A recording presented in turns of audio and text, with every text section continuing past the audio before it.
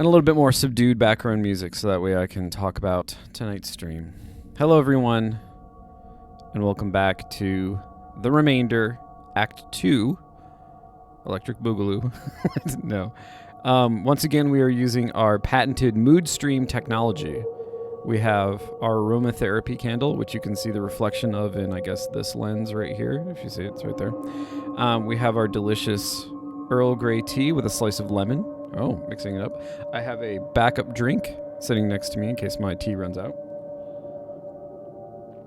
Because we need to keep our voices lubricated for this special episode of the Furidashi stream.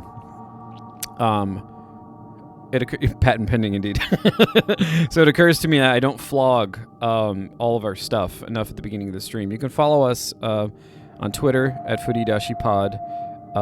We also have a website. It's just furidashi.com. No, it's furidashipod.com. Let's see, what else? The Patreon is right there. The Patreon's probably the big one because that's what actually supports us. That's what gives us money so that way we can put out the podcast. Also, listen to the podcast. Although, if you're here, you probably are already familiar with the podcast. But if you're not, go listen to the podcast. It's available wherever the fine podcasts are sold. Apple, Apple, Google, Spotify, and there's one more. I don't remember what the other one is, but those three are definitely places where you can find them. All right, so I think that's enough for announcements for the evening. Lauren appears to be ready to go. She's probably more excited than anybody else about this, if I'm being honest. I'm very excited about this too. It's why I've got everything arranged. I'm getting a little warm here with my lap pillow, but that's just because the furnace fan is not running. So maybe the sound will be a little bit better tonight without the furnace fan running. Okay. Let me take a nice big drink. Let's get back into this. So, for those of you who weren't here last time, we left off where, okay, how should I explain this? We're kind of a glowy blob right now with a bunch of holes in it, and we're trying to find the various shards to fill those holes because, as it turns out, they are our memories, and we need our memories to know who the fuck we are, because that's an important part of this game. All right, let me get back into it. Okay. For a breath, the shard scalds my body and I wince, and then the pain fades into an itch, and finally cools off in a wave of numb comfort. I close my eyes and let out an and drift off into slumber. Nice! Illar, already.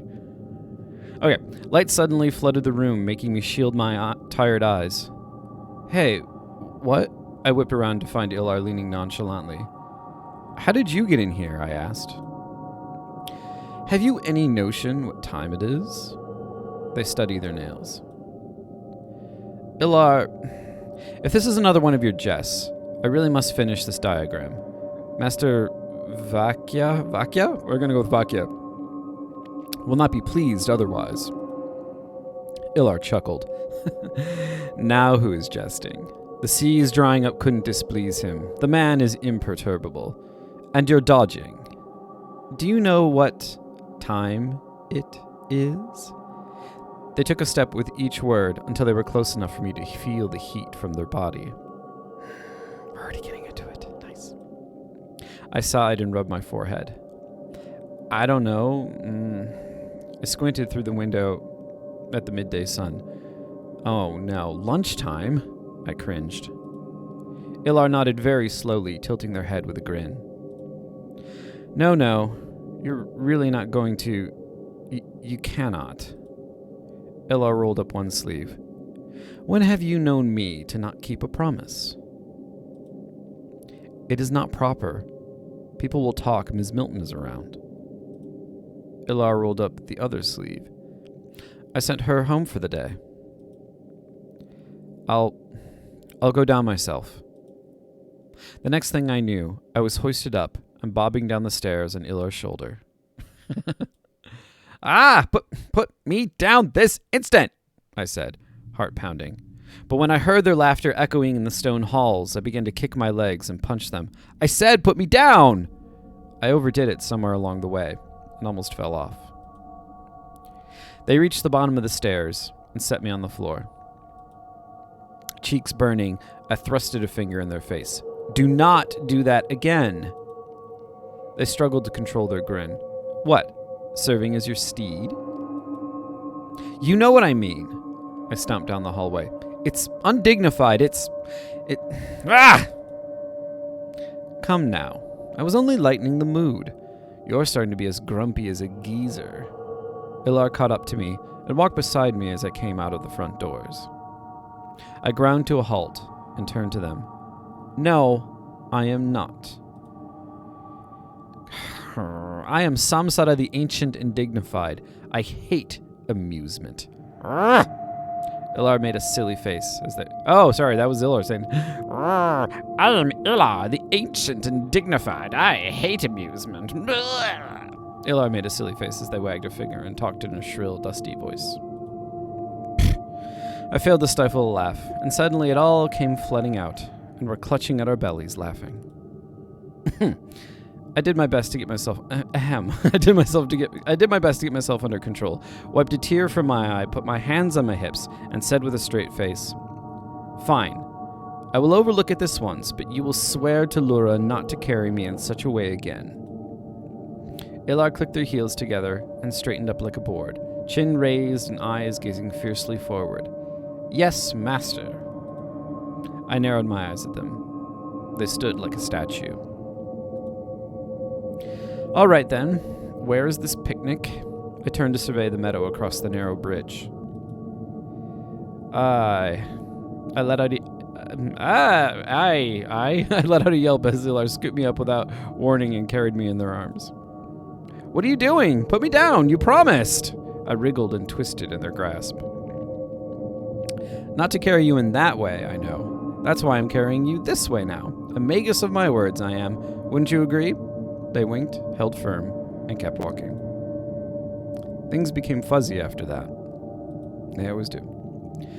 I remembered finally getting tired of complaining by the time we got to the standing stones. I remembered the picnic on the grass. So delicious that I begrudgingly put aside my outrage with the intention of picking it up afterwards. Only, I was too full to do any such thing. I remembered for a few breaths when my head was laid against their chest, how their heartbeat thumped like ritual drums. Ba-dum, ba-dum. Lighter and lighter, my heart floats on the blissful scent. Ba-dum, ba-dum. Beats reverberate in me like great drums in the sky. Ba-dum, ba-dum. Drums like thunder. Ba-dum, ba-dum. I shuddered, then opened my eyes to a teacup in my hand. Slinship. Another memory? Images of a strange pyramidal mountain loomed behind my eyelids when I blinked. Kana, a cold place of perpetual night. I shivered, took a gulp of the hot dragon blood, thought about the never-ending night of the Kanas and shivered again. A few drops of the tea flew from my cup. Traitors. From the corner of my eye, I saw Illar's face twitch as they fought to contain their chuckle. Even Sadie's serene features betrayed a wisp of a smile. What? I asked no one in particular with some indignance. After a few breaths, Illar coughed. It's just, I'm no longer sure if it'll be you leaving for the frigid frontiers, or Sadie.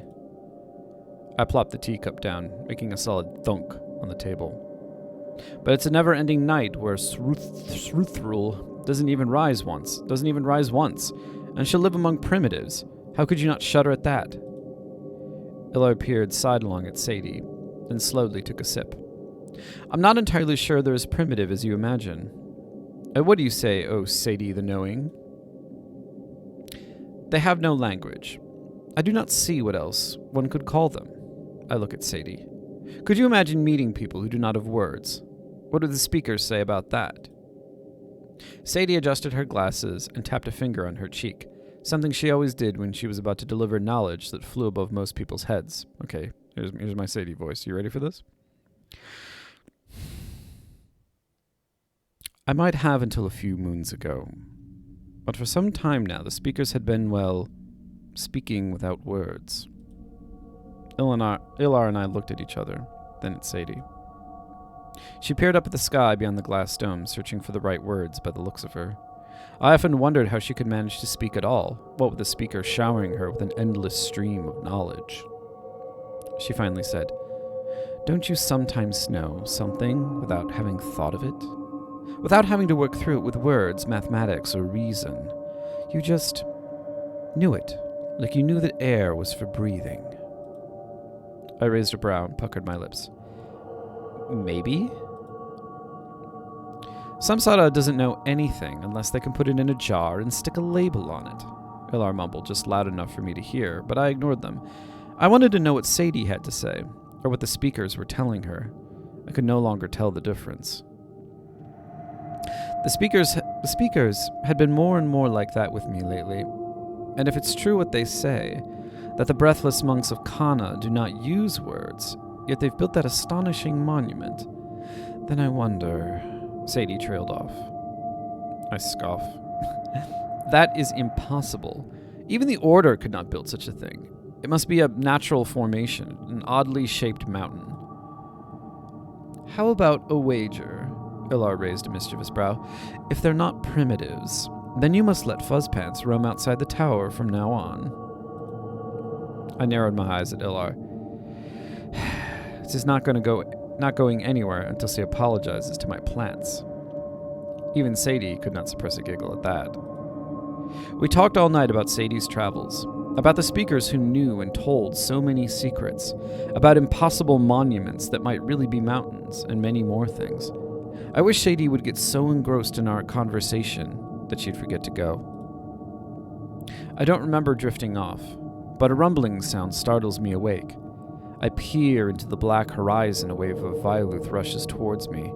I brace myself as biting cold and thunderous waves tear away the silence. Teeth clenched, eyes squeezed shut, I grasp blindly in the turbulence for something to hold on to. There's nothing. Nothing. I'll be blown away again. Alone. When the wave passes and the violent shivering calms down, I find myself back in the empty darkness of the near shallows. Yeah, thunderous cold is good. Thunderous cold. It's the Hermit. The Hermit is already busying himself with examining Illar from all angles. I let out a sigh. What now? You're back with us. Splendid. Well, this is strange. Very strange. I don't remember what the Hermit's voice was. I didn't study up. There's not going to be no continuity. No Hermit continuity. New voice. Well, this is strange. Very strange. Never saw one like this before. Are you sure you want to proceed with this? You might just take the waters and go. Would they perish without my help? Possibly. Most likely. The claw fidgets. And there's no way I'm doing that. Look, I appreciate your concern, but I still need them, and you need not worry. I can handle myself. If you say so, bring them here then. I maneuver Illar close to him. Well, now what? How will you heal them? The Hermit stares at me and clicks impatiently. Oh, I have to explain everything? I should charge for this. I should have an addendum put to the compactum. I should... If not you, then who else? I scarcely know up from down around here, and I traded you my last memories for this, so stop stalling. Fine. Gack. Sink me, I'm too soft-headed. It'll be the end of me one day, I'll tell you. The end! He carries on groaning and grumbling. We should charge for this, that's true. How good of a bargain have I given him that he'd allow me such leeway? Quite a good one, I suspect. After a while, he runs out of steam, or perhaps out of breath. Hear me, shallowling. You must see your companion in your heart's eye, clear as ice, as if they breatheth and liveth. Only then will restoration occur. Savvy? Now? Chop, chop! What?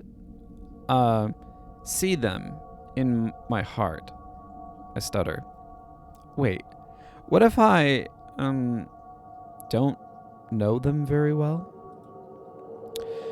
Well, naturally, but you must know something about them at least, otherwise the waters won't know what shape to take.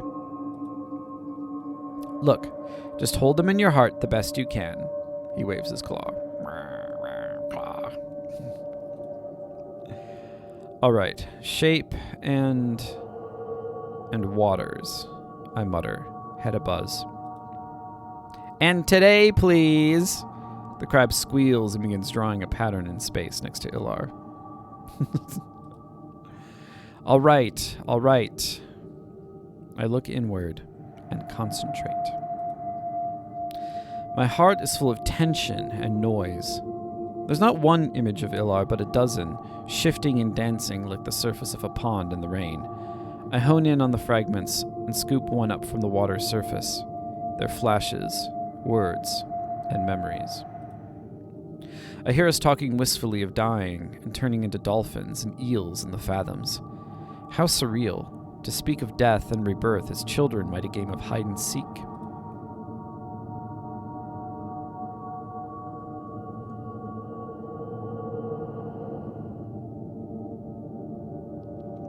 Well, that's one for the bugs. So, this is where we, Alt. Okay, wait, I need to be in that screen. Alt. It's green. All right, Lauren, I'm going to stick this in Discord, so just ignore it. Burp. No, that's canceled. Let's try that again. Alt, print screen. Okay. Looks like we're going to have to reload and go back. I will skip through. All right. Okay. We have discovered bug. We are. Oh yeah, they use RenPy. I thought you knew that. Most people make visual novels use RenPy, from what I know. Okay. Let's try rolling it back. That's kind of where, well, that's where we were. And then that's where it happens. Okay, so we're going to, well, let's just ignore it then.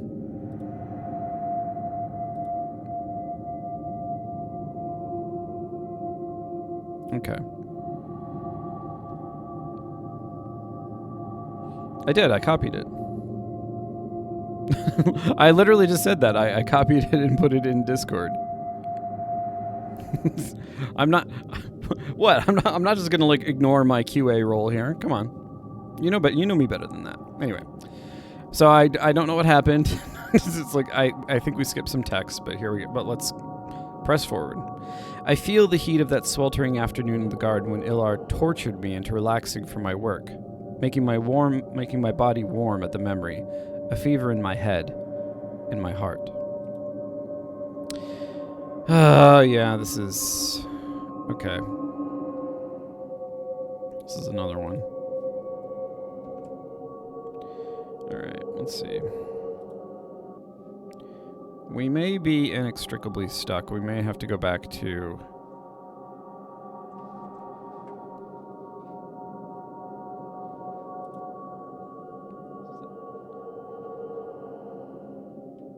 Are these different?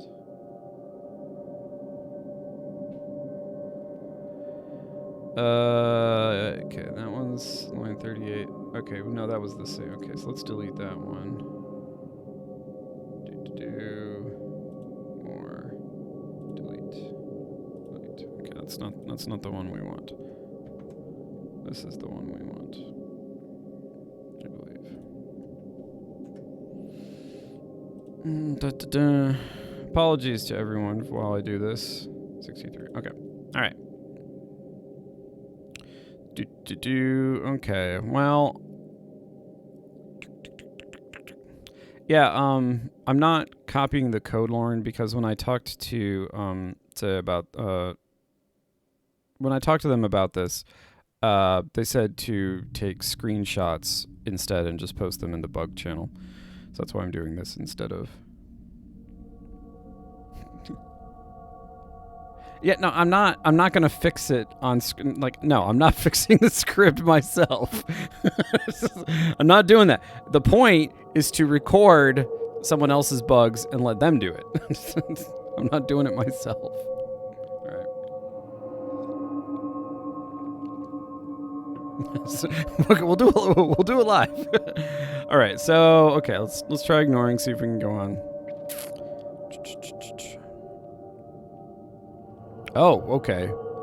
Okay, let's actually... okay, let's see if we can reload an autosave. Oh, boy. Okay, we keep... Grr. I may have to debug this. Okay, so let's quit out of this. All right. Okay, let's try again.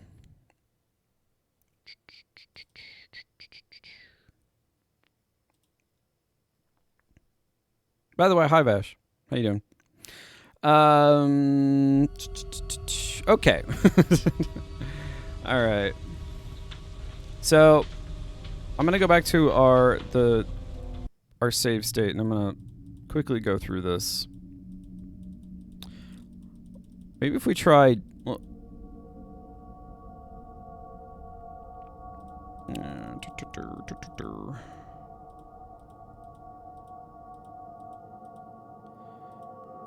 I mean, I'd be more than happy to help them debug this, but I'm not going to do it while streaming. That seems sort of silly.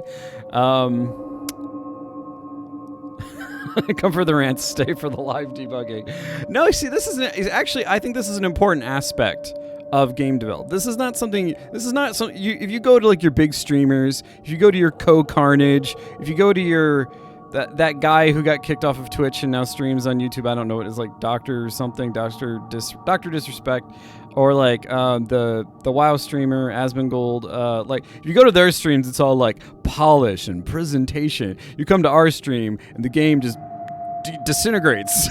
But that is an important aspect of the entire like game development process.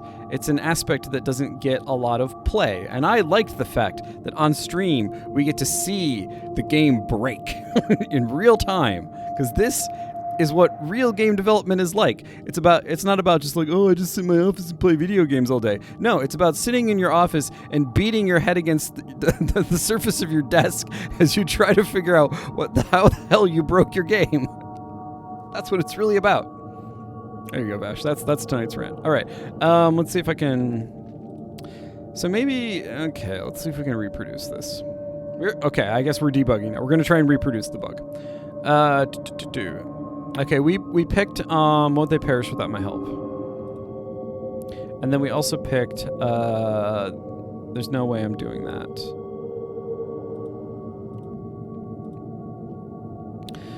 Okay, well now what you... Okay, how we heal them. The Hermit stairs... Okay, we already went through this. Quite a good one, I suspect. I can't believe you guys bullied me into like trying to debug this game. How dare you? No, I'm not trying to debug it, I'm just trying to reproduce it. I'm doing my QA job. I'm trying to reproduce the bug so that way I know what caused it.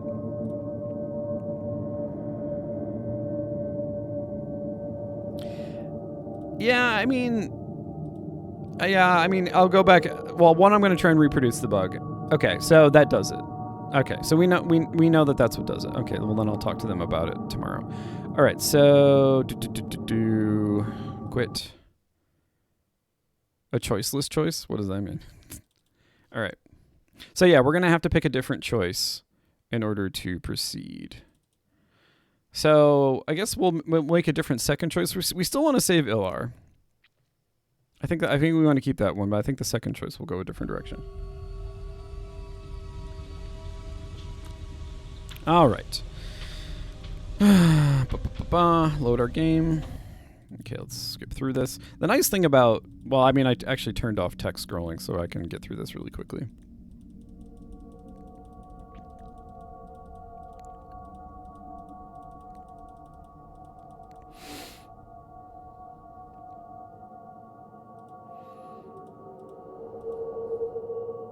Okay, so we're going to stick with this choice.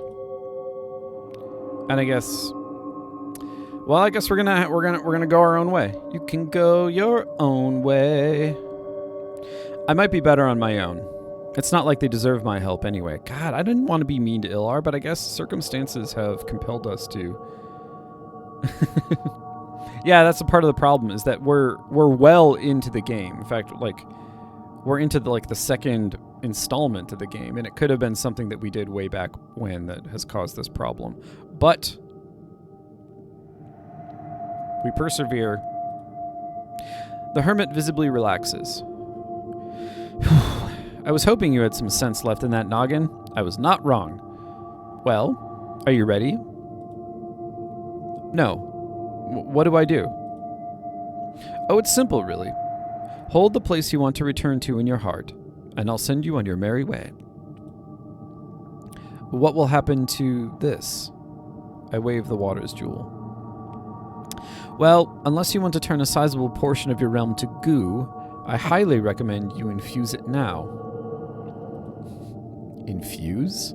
Like tea? Are we making tea? Are we making jewel tea? My word. The Hermit rubs the top of his shell, sounding so weary. You infuse it. You take the waters into you and let the currents themselves give you strength. You really know nothing but your own name. Yes, all right. I know nothing. Are you happy? Now get me out of this sinking place, I grumble. Suppose I'll do that for you as well, then. An introductory gift, if you will. When next we bargain, you'll remember my generosity, eh? Of course. I hope I don't run into him again. That's more like it. Hold the jewel near your heart, then, and brace yourself. The crab begins drawing a luminescent pattern above my head. It exudes a comforting, warm glow, like a heath burning in the... Actually, okay. Turn on the volume a little bit. It's a little loud. It's been on the loudish side. All right. Like a heath burning in the eve. I close my eyes and bask in it. The library. It's not so bad, not compared to this cold, barren place. The pattern hums in a tone that rises and rises. The jewel rings out in sympathy as it warms up, so warm that it drips and melts, turning into tiny rivers that flow over me. Flowing and humming ever more strongly, the liquid waters fills me, flowing through every vessel, filling every gap with overwhelming power. The Hermit hums a jolly tune as he finishes the drawing. He turns to me and says in the most sincere tone I've heard from him, "Goodbye, Shallowling. It was decent knowing you." My body is as strong as oak, and I see him so clearly and sharply the detail is almost startling. I say thank you in my heart. A warm spark swells in my shell and flows toward the Hermit. Whether he hears it or feels it, I'm not sure, but he nods at me and... Can a claw smile? Wind rasps across the waves far above me. Sparkles of light bob and shimmer on the surface.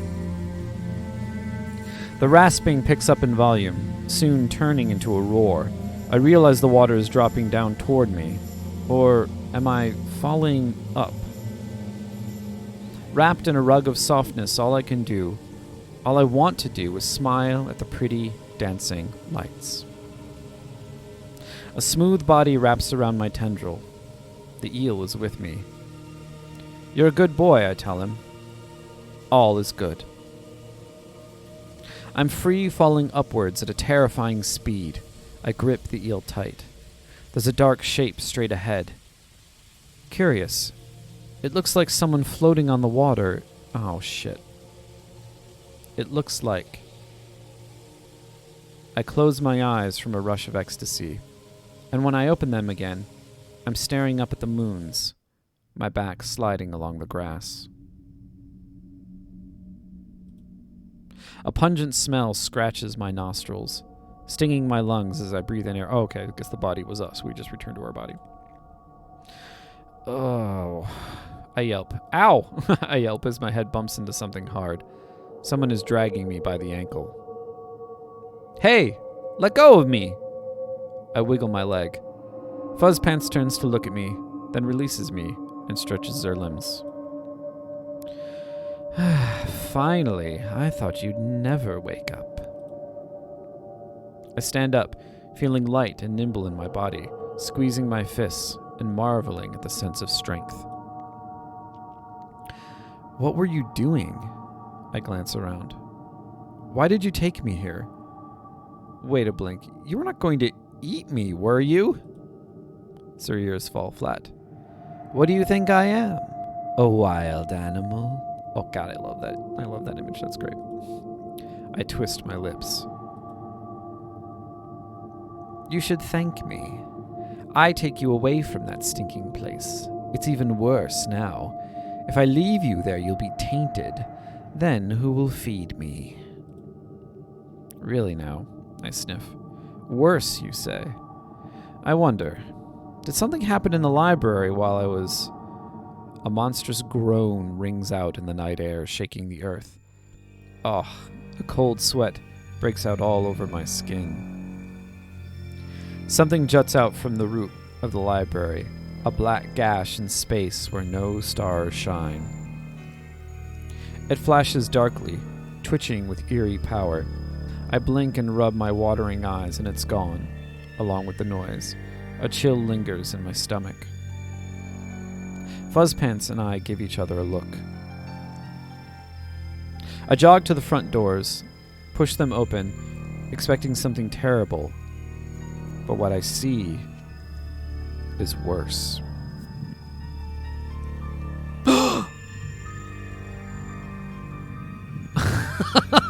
Oh.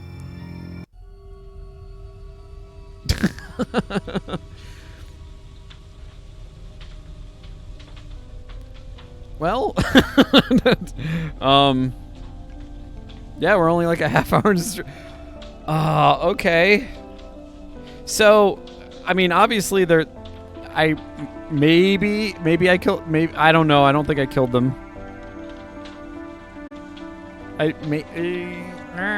Okay, let's see if